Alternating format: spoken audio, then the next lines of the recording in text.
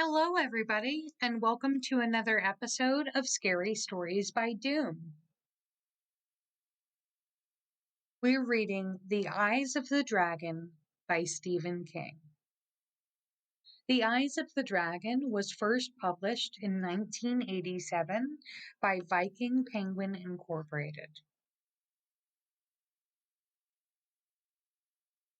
And we're going to pick up where we left off on chapter 22. Roland was pleased and touched that Flag should have brought him a glass of wine that night before he went to bed. He drank it off in 2 large gulps and declared that it had warmed him greatly. Smiling inside his hood, Flag said, "I thought it would, Your Highness." Chapter 23. Whether it was fate or only luck that caused Thomas to see Flag with his father that night is another question you must answer for yourself. I only know that he did see, and that it happened in large part because Flag had been at pains over the years to make a special friend of this friendless, miserable boy. I'll explain in a moment, but first I must correct a wrong idea you may have about magic. In stories of wizardry, there are 3 kinds that are usually spoken of almost carelessly, as if any second-class wizard could do them. These are turning lead into gold, changing one's shape, and making oneself invisible. The first thing you should know is that real magic is never easy. And if you think it is, just try making your least favorite aunt disappear the next time she comes to spend a week or two. Real magic is hard, and although it is easier to do evil magic than good, even bad magic is tolerably hard. Turning lead into gold can be done once you know the names to call on, and if you can find someone to show you exactly the right trick of splitting the loaves of lead. Shape changing and invisibility, however, are impossible, or so close to it that you might as well use the word. From time to time, Flag, who was a great eavesdropper, had listened to fools tell tales about young princes who escaped the clutches of evil genies by uttering a simple magic word and popping out of sight, or beautiful young princesses. In the stories, they were always beautiful, although Flag's experience had been that most princesses were spoiled rotten, and as the end products of long inbred family lines, ugly as sin and stupid in the bargain, who tricked great ogres into becoming flies, which they then quickly swatted. In most stories, the princesses were also good at swatting flies, although most of the princesses Flag had seen wouldn't have been able to swat a fly dying on a cold windowsill in December. In stories, it all sounded easy. In stories, people changed their shapes or turned themselves into walking window panes all the time. In truth, Flag had never seen either trick done.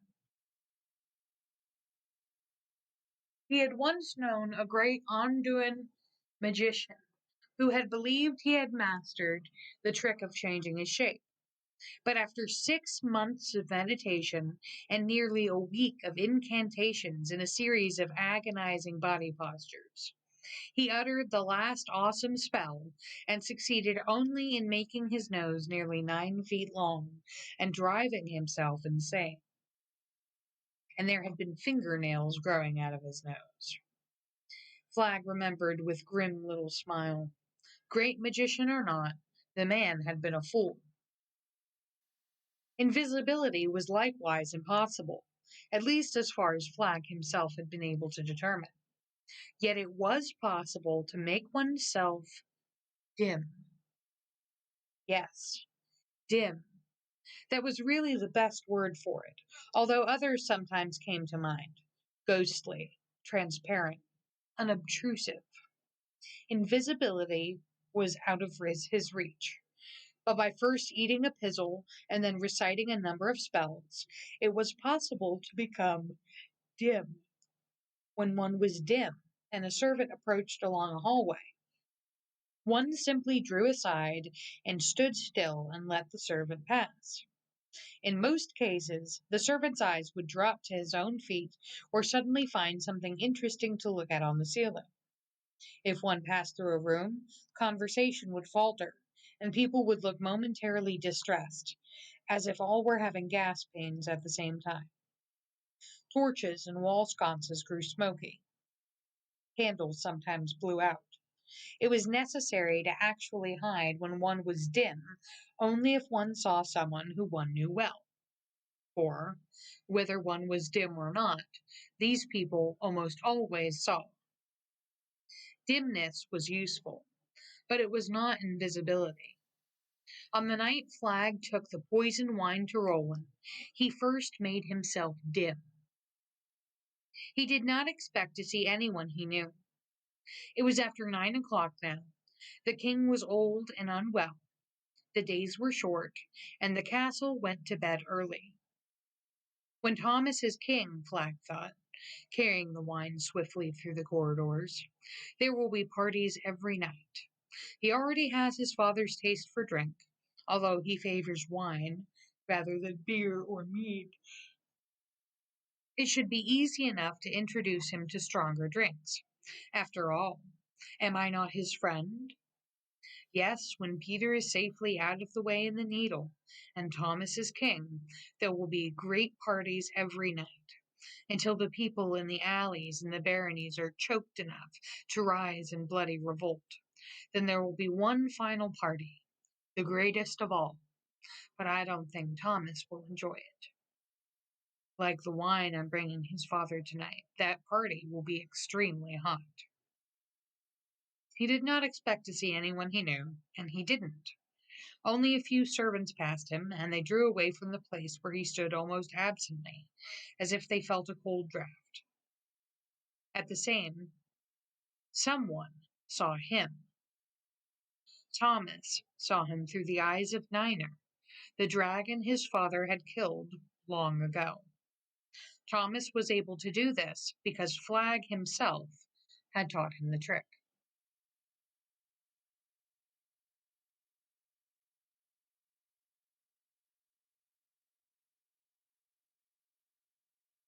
Chapter 24. The way his father had rejected the gift of the boat had hurt Thomas deeply, and after that he tended to keep clear of his father. All the same, Thomas loved Roland and badly wanted to make him happy the way Peter made him happy. Even more than that, he wanted to make his father love him the way he loved Peter. In fact, Thomas would have been happy if their father had loved him even half as much. The trouble was, Peter had all the good ideas first.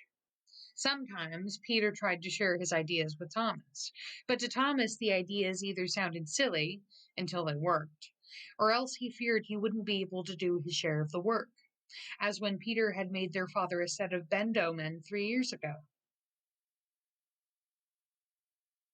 I'll give father something better than a bunch of stupid old game pieces, Thomas had said haughtily. But what he was really thinking was that if he couldn't make his father a simple wooden sailboat, he would never be able to help make something as difficult as a 20-man bendo army. So Peter made the game pieces alone over a period of 4 months. The infantry men, the knights, the archers, the fusilier, the general, the monk, and of course Roland had loved them even though they were a bit clumsy. He had immediately put away the jade bendo set the great Ellender had carved for him 40 years before, and put the one Peter had made him in his place. When Thomas saw this, he crept away to his apartments and went to bed, although it was the middle of the afternoon. He felt as if someone had reached into his chest and cut off a tiny piece of his heart and made him eat it. His heart tasted very bitter to him, and he hated Peter more than ever, although part of him still loved his handsome older brother and always would. And although the taste had been bitter, he had liked it, because it was his heart. Now, there was the business of the nightly glass of wine. Peter had come to Thomas and said, I was thinking it would be nice if we brought Dad a glass of wine every night, Tom. I asked the steward, and he said he couldn't just give us a bottle because he has to make an accounting to the chief vintner at the end of each 6th month. But he said we could pool some of our money and buy a bottle of the Barony Fifth Vat, which is Father's favorite. And it's really not expensive. We'd have lots of our allowances left over. And I think that's the stupidest idea I ever heard, Thomas burst out. All the wine belongs to Father, and all the wine in the kingdom, and he can have as much of it as he wants. Why should we spend our money to give Father something he owns anyway? We'll enrich that fat little steward, that's all we'll do. Peter said patiently. It will please him that we spent our money on him, even if it's something he owns anyway.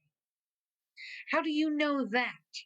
Simply, Mattingly, Peter replied. I just do. Thomas looked at him, scowling. How could he tell Peter that the chief vintner had caught him in the wine cellar stealing a bottle of wine just the month before?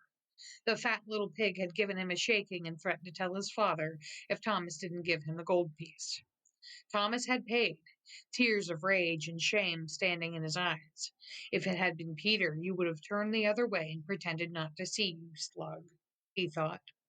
If it had been Peter, you would have turned your back, because Peter is going to be king someday soon, and I'll just be a prince forever. It also occurred to him that Peter would never have tried to steal wine in the first place, but the truth of this thought only made him angrier at his brother. Well, I just thought, Peter began. You just thought. Thomas mimicked savagely. Well, go think somewhere else. When Father finds out you paid the chief vintner for his own wine, he'll laugh at you and call you a fool. But Roland hadn't laughed at Peter, hadn't called him a fool. He had called him a good son in a voice that was unsteady and almost weepy. Thomas knew, because he had crept after when Peter took their father the wine that first night. He watched through the eyes of the dragon and saw it all.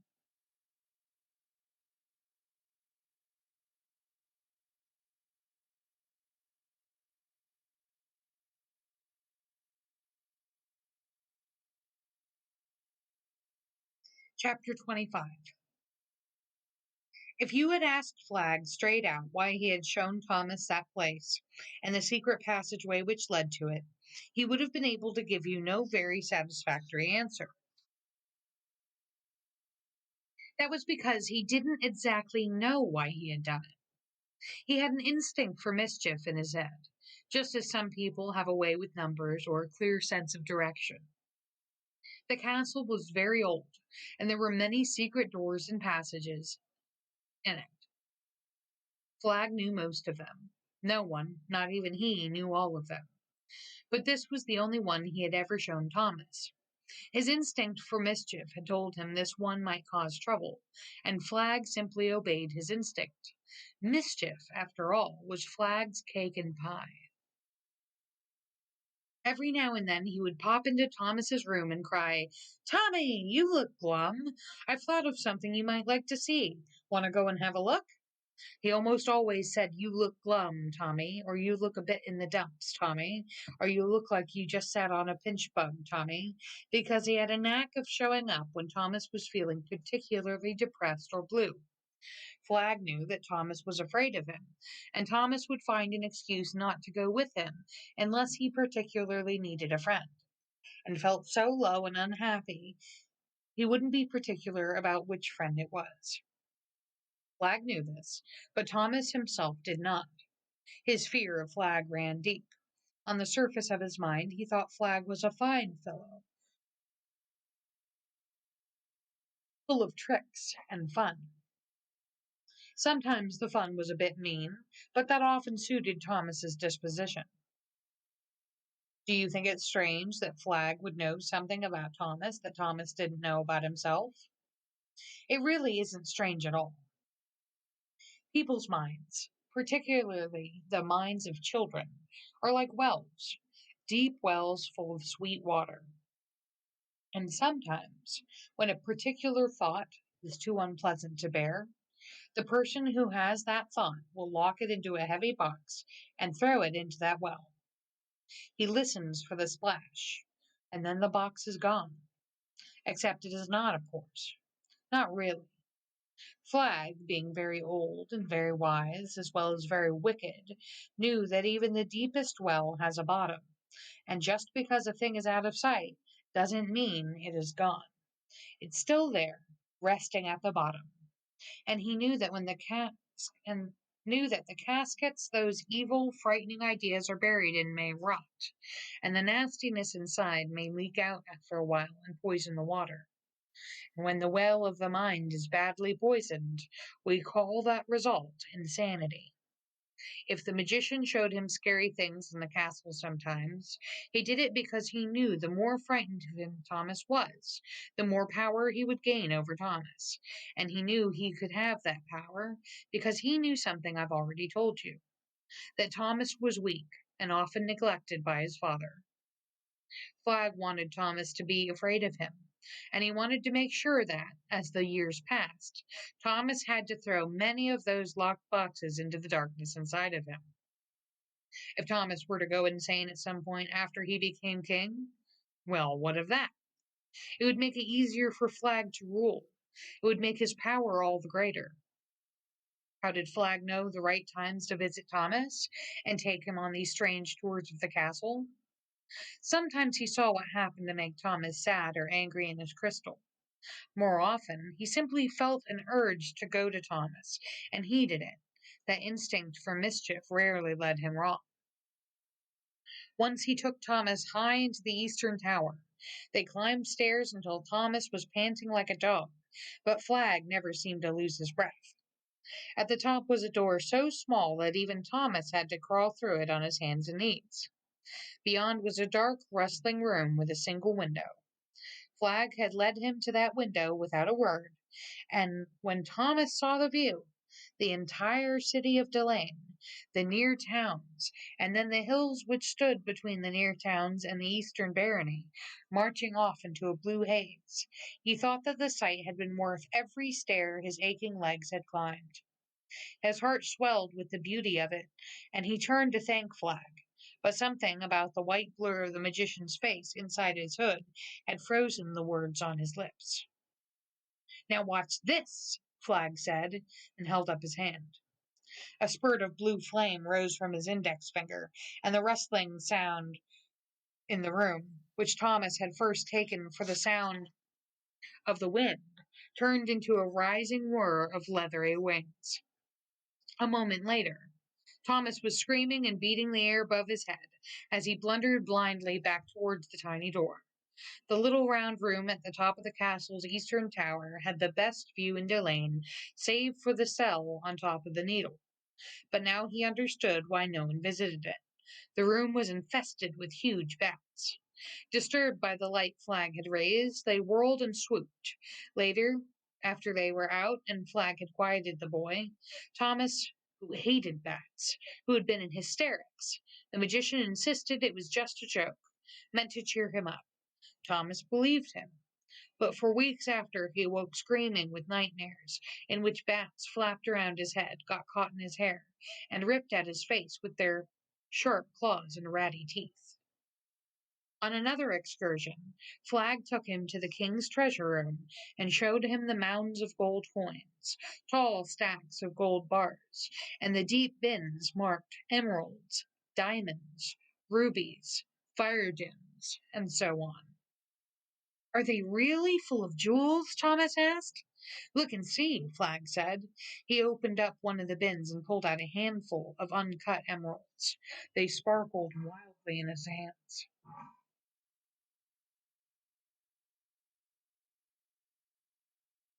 My father's name, Thomas gasped. Oh, that's nothing. Look over here. Pirate treasure, Tommy. He showed Thomas a pile of booty from the encounter with the Undoing pirates some 12 years ago. The Delane treasury was rich. The few treasure room clerks old, and this particular heap hadn't been sorted yet. Thomas gasped at the heavy swords with jeweled hilts. daggers with blades that had been crusted with serrated diamonds so they would cut deeper, heavy kill balls made of rhodochrosite. All this belongs to the kingdom? Thomas asked in an odd voice. It all belongs to your father, Flagg replied, although Thomas had actually been correct. Someday it will all belong to Peter. And me, Thomas said with a 10-year-old's confidence. No, Flagg said, just the right tinge of regret in his voice. Just to Peter, because he's the oldest and he'll be king. He'll share, Thomas said, but with the slightest tremor of doubt in his voice. Pete always shares. Peter's a fine boy, and I'm sure you're right. He'll probably share. But no one can make a king share, you know. No one can make a king do anything he doesn't want to do. He looked at Thomas to gauge the effect of his remark, then looked back at the deep, shadowy treasure room. Somewhere, one of the aged clerks was droning out a count of ducats. Such a lot of treasure, and all for one man, Flagg remarked. It's really something to think about, isn't it, Tommy? Thomas said nothing, but Flagg had been well pleased. He saw that Tommy was thinking about it, all right, and he judged. Then another of those poisoned caskets was tumbling down into the well of Thomas's mind. Kersplash! And that was indeed so. Later, when Peter proposed to Thomas that they share the expense of the nightly bottle of wine, Thomas had remembered the great treasure room, and he remembered that all the treasure in it would belong to his brother. Easy for you to talk so blithely of buying wine. Why not? Someday you'll have all the money in the world. Then, about a year before he brought the poisoned wine to the king, on impulse, Flagg had shown Thomas the secret passage, and on this one occasion his usually unerring instinct for mischief might have led him astray. Again, I leave it for you to decide. All right, we're going to stop right there today. I want to thank you all for being here for another Scary Stories with Doom. Don't forget to follow kay.t.strange on Facebook, Twitter, Twitch, TikTok, Snapchat, Instagram, and of course YouTube. And check out my Amazon store. The link to my Amazon store is on my YouTube page, and I'll